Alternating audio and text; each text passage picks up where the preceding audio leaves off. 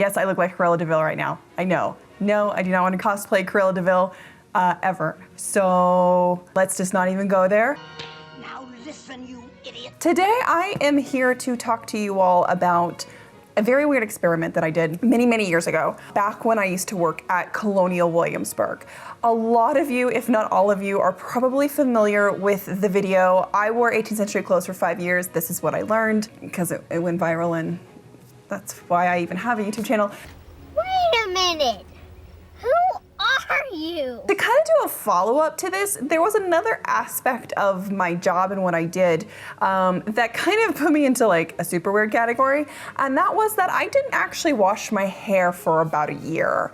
The woman was too stunned to speak. And what I did as my main hair care routine was actually follow an 18th century hair care routine. I pomaded and powdered my hair as the main form of hygiene. And today I just kind of actually want to talk to you guys about what I learned through this process. First things first, I do want to point out that half of my hair is powdered right now and pomaded, and the other half is just greasy and dirty and really needs to go I need to take a shower. But I didn't want to do this on fresh, clean hair. I did want to demonstrate actually what pomading and powdering does to greasy, dirty hair. Why would I shampoo my hair and then blow dry it to only the pomade? It just doesn't make any sense to my brain. You can see how, like, you know, typical oily, greasy hair here, and how the hair over here is very light and powdery looking, and it doesn't look oily. It also doesn't feel oily. I can still kind of feel the oiliness on the scalp over here, but my scalp doesn't feel as oily over here.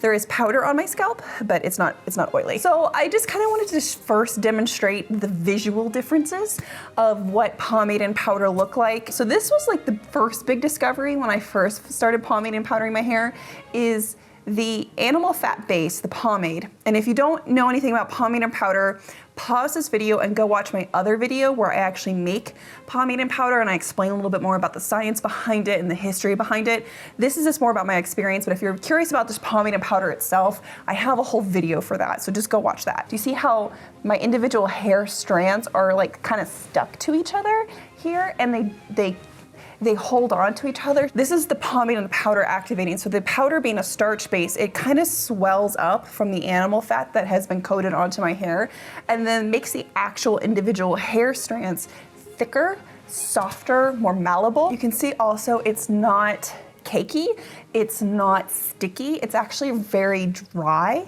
and the powder has absorbed all of the excess moisture there. This hair care process and technique is ideal for really fine, thin hair, on the kind of oily side usually. It does great for thicker hair as well. It's just, I think the hair that benefits the most from this is hair like mine, and you don't have a lot of it. All of a sudden you just have like this insane amount of hair, and it gives the hair a lot of texture to make those 18th century hairstyles that we think of actually achievable. I'm gonna go now and I'm gonna go powder and pomade this side of my hair. While I do that, I do have a sponsor for this week's video. Hello. How we doing? We're doing good? Excellent. So today's sponsor is Birch Mattress Company. You can't see it, it's underneath here, but I'm definitely enjoying it as we do this.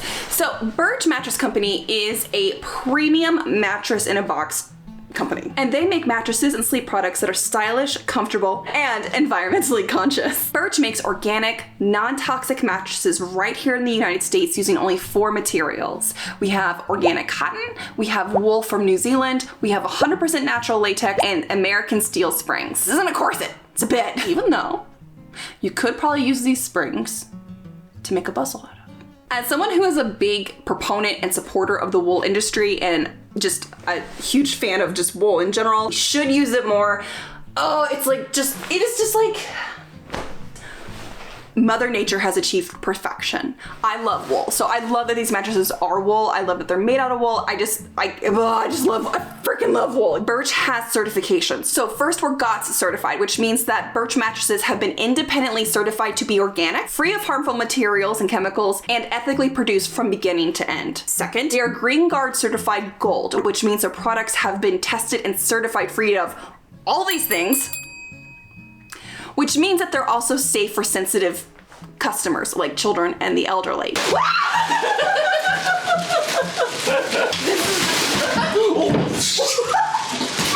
Also, like, foam mattresses can off-gas and put out harmful fumes, and since we don't have foam in these mattresses, they're latex only, we don't actually have to deal with that. So there's no off-gassing on this mattress. The only gassing that's happening is when your dog toots on the mattress. So finally, these mattresses are Eco Institute certified, which means that they have been tested and shown that there are no emissions or any harmful chemicals or off-gassing or VOCs, as well as like all these other things too. I have actually had my Birch mattress now since last spring, and I love it. It is so comfortable. It's a great night's rest, and it's just kind of like nice to know that you're not just sleeping on like a ton of plastic.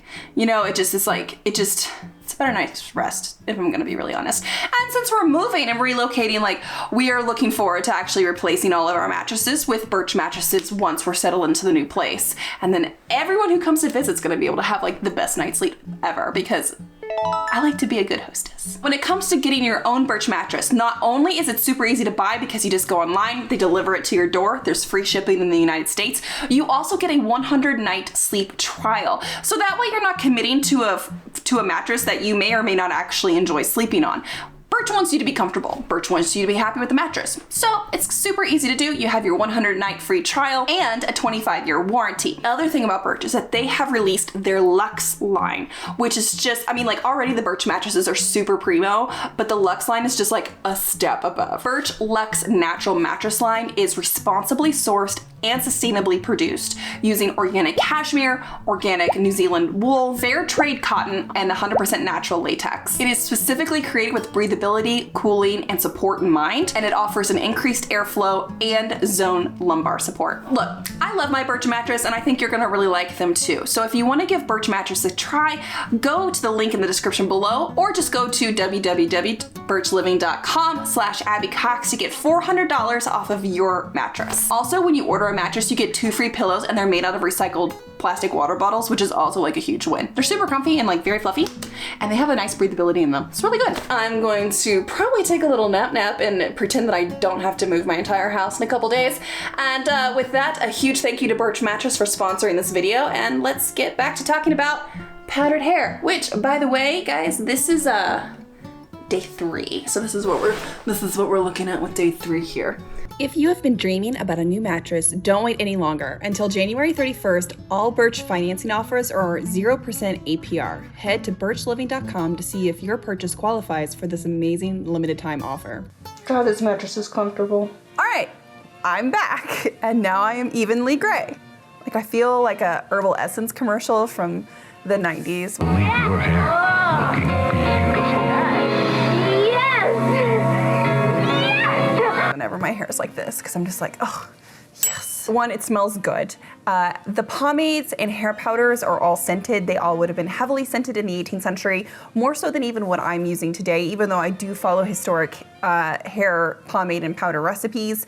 I have seen perfumiers lists, and honestly, their advertisements for pomades and powders, it looks like a massive advertisement for Yankee Candle Company. I mean, like, every scent under the sun. And so, like, right now, since with my hair pomade and my powder, what I actually smell around my head is florals. The orris root that is in the hair powder is from the iris plant. It has kind of a light violet scent to it. And then also my hair pomade itself is heavily scented in a rose bergamot essential oil.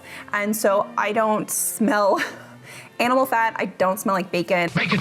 Bacon! Where's the bacon? I smell bacon! I don't smell bad in any way. And it does do a really good job of refreshing the hair and the scalp smell. If you don't have good pomade that hasn't been cleansed and rinsed really, really well, it can sometimes have a bit of a gamey scent kind of in like the back notes, like the back end. But ideally you don't have that. It is a sign of a poorly rinsed pomade. It doesn't attract bugs or animals either. Now, I say that. My dogs love it when I do this because they just want to lick my hands. They want to lick the powder off my shoulders because they can smell like the fat and the flour, and so they get kind of into it. But it's not like I'm attracting bugs. In fact, a lot of pomade scents are actually scented with clove, which is a natural flea and tick and bug repellent. The other thing that I learned is that this is actually great for the hair just in general because the animal fat is is basically acting as a deep conditioner, and we're not stripping the hair of its natural oils. We're not stripping the scalp when we do this.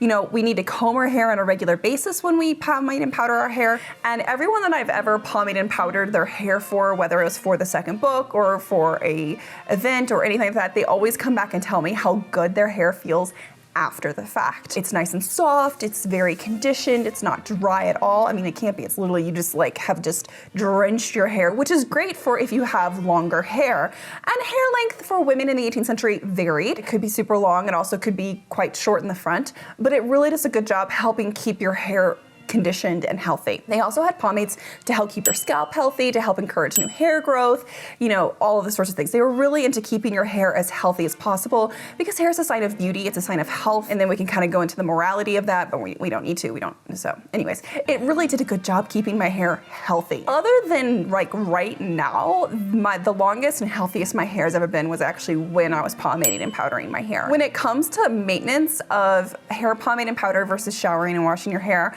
I'm not gonna necessarily say that one is necessarily easier than the other. Yeah, showering and washing your hair is a little bit easier in some regards, but also powdering and pomading your hair is easier in other ways. I didn't have to get in the shower to do this. I could just stand in my bathroom and do it. And especially if you have someone to help you, like if you were able to go to like a hairdresser and have them pomade and powder your hair like once a week, it's super easy to maintain.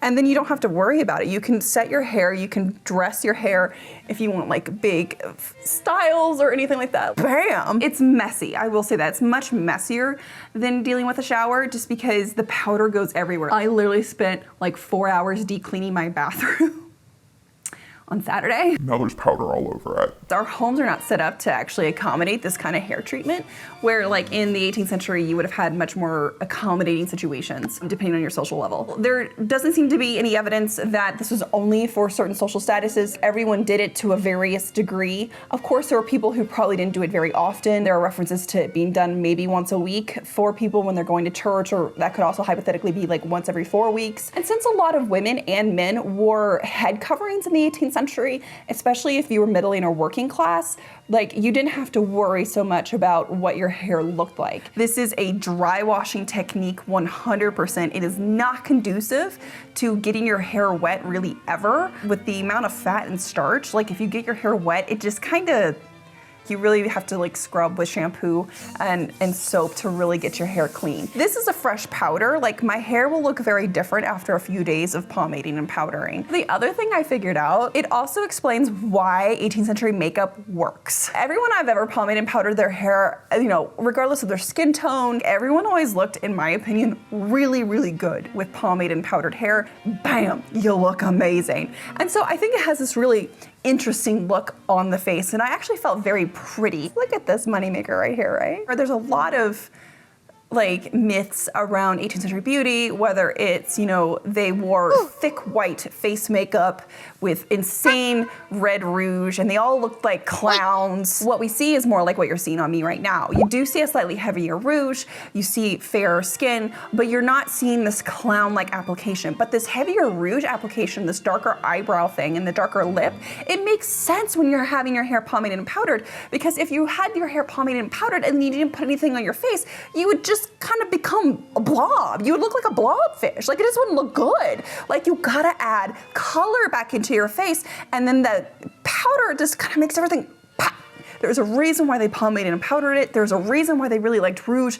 And this is it. It looks good. And it's not at all as over the top as what we might think it is, or what we want it to be, because that sounds dramatic and exciting. This is kind of the gross thing. When I was reading hairdressing manuals, you know, everything talks about combing the hair. And I'm like, okay, well, I got my hairbrush. And like my boar bristle hairbrush to like help distribute my hair oil so that way my scalp is healthy. And then I did it once, and the starch started pilling up like on my hair, and like it wouldn't come off. It just kept getting worse. It either looked like I had like an awful case of lice, or two, it looked like I had an awful case of dandruff. Either way, it was not a good look. They were not a hair brushing society, they were a combing society. And the comb also makes sense too, because the comb's gonna help make sure that the powder that is on your scalp is gonna be pulled away from your scalp, because it can get itchy if you don't comb your hair on like at least a daily basis. And you can have scalp buildup, you can get damage on your scalp. They talk talk about like sores on your scalp and just like losing your hair, and it's really gross. Comb your hair. Comb your hair. So when it comes to actually doing your hair, I have done every type of hairstyle from the 18th century, from the super tall to the frizzy, it doesn't matter. These hairstyles are actually really easy to do. It's very easy to take them down at the end of the day and put them back up at night. Now, the other thing to keep in mind is that the social circles that are going to have their hair up in these super fashionable hairstyles on a daily basis are parts of society that can afford help. Whether they are enslaving people in the 18th century in the United States, England, or France, or they are paying servants and hairdressers and ladies' maids who are skilled in hairdressing, all of it. This was a skill, this was something that people wanted in their household serving group. When it comes to like the frizzy hair of the 1780s and 90s, the frizziness and how that is affected kind of just depends on what year we're in. So if we're talking the early 1780s when the hair is creped, that is essentially almost like a perming technique. And that creping is going to be able to last for a few months, so long as you don't get your hair wet.